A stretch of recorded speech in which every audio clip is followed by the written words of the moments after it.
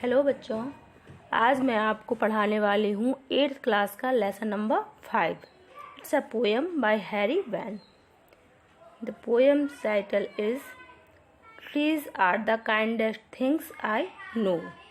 इसका मतलब है ट्रीज मीन्स पेड़, जैसा कि आप जानते हो। काइंड, काइंडेस्ट, काइंड मीन्स दयालु। काइंड में EST लगाकर ये कौन सी डिग्री बन गई? सुपरलेटिव डिग्री, मतलब सबसे ज़्यादा काइंड। पेड़ जो हैं, वृक्ष जो हैं, वो सबसे दयालु हैं, जैसा कि हमें पता है। When you get tired of walking on a hot day, you sometimes stop under the shade of a tree.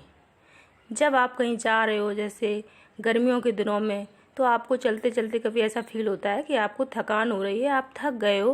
You sometimes stop under the shade of a tree.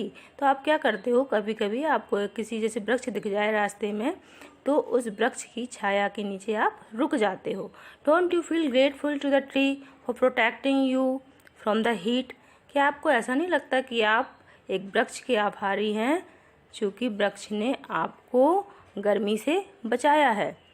Do you know the names of the trees in the school compound और near your school? क्या आपको आपके school compound में लगे हुए वृक्षों का नाम पता है, और स्कूल के पास में जो वृक्ष लगे हैं उनके नाम पता है? How many trees are there? वहाँ पे कितने वृक्ष हैं?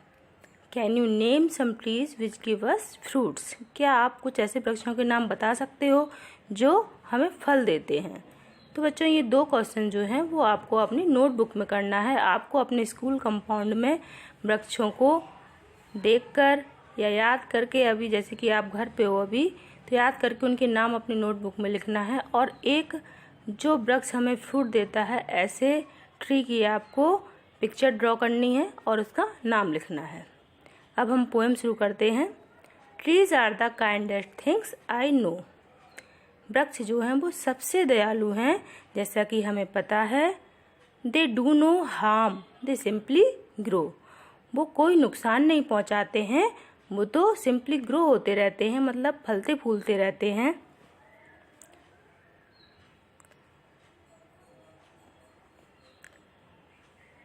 And spread a shade for sleepy cause.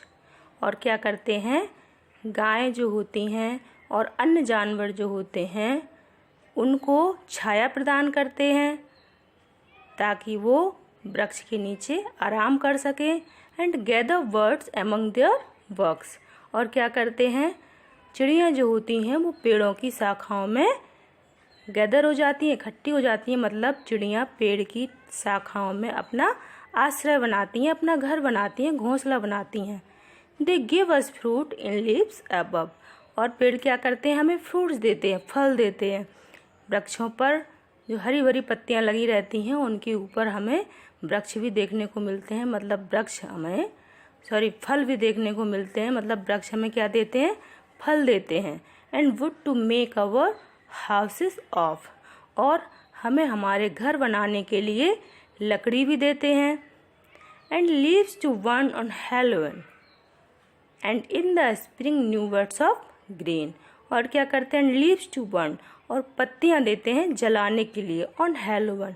Halloween का मतलब है बच्चों, हैलोवीन एक फेस्टिवल है जो कि 31 अक्टूबर की नाइट में मनाया जाता है। ऐसा माना जाता है, पास्ट में ऐसा माना जाता था कि जो डेड पीपल होते हैं, मतलब जो लोग मर चुके हैं, वो अपनी ग्रेव से बाहर निकल आते हैं, अपनी कब्र से बाहर आ जाते हैं, और उसी रात्रि को एक फेस्टिवल के रूप में, मतलब 31 अक्टूबर की नाइट को एक फेस्टिवल के रूप में सेलिब्रेट किया जाता है बच्चों के द्वारा। कहाँ कहाँ पर सेलिब्रेट किया जाता है? US, कनाडा एंड ब्रिटेन, इन जगहों पर इसे सेलिब्रेट किया जाता है। और इसमें क्या करते हैं बच्चे, इसमें बच्चे वृक्ष की पत्तियों को जलाकर इसे सेलिब्रेट करते हैं। And in the spring new birds of green. और जब स्प्रिंग सीजन आ जाता है, मतलब कि बसंत ऋतु आ जाती है, तो क्या होता है, वृक्षों में नई नई कलियां आ जाती हैं, नई पत्तियां आने लगती हैं, आप लोगों ने देखा होगा, और वृक्ष दोबारा हरे भरे हो जाते हैं। They are the first when days begin. और जो वृक्ष ही होते हैं, वृक्ष क्या है, अपनी जगह स्थिर रहते हैं, उन्हें कहीं आना जाना तो होता नहीं है। तो they are the first when days begin, जब दिन की शुरुआत होती है, जब सूर्य निकलता है सबसे पहले, to touch the beams of morning sun, तो वो वृक्ष ही होते हैं जब उदय होते हुए सूर्य की पहली किरण वृक्ष पर पड़ती है। तो वृक्ष, पेड़ जो हैं वो सूर्य की सबसे पहली किरण को कैप्चर करते हैं, स्पर्श करते हैं। They are the last to hold the light when evening changes into night, और जब दिन ढलने लगता है, ढल जाता है और सूर्य अस्त होने लगता है, अंधेरा होने लगता है, तो वृक्ष जो है वो अपनी जगह स्थिर रहते हैं, जैसा कि मैंने अभी बताया। तो जो सूर्य की लास्ट रे, जो लास्ट बीम जो होती है, वो भी वृक्ष ही कैप्चर करते हैं, मतलब वृक्ष पर ही पड़ती है। मतलब सूर्य की जो पहली किरण वो भी वृक्ष पर पड़ती है और लास्ट किरण वो भी वृक्ष पर ही पड़ती है।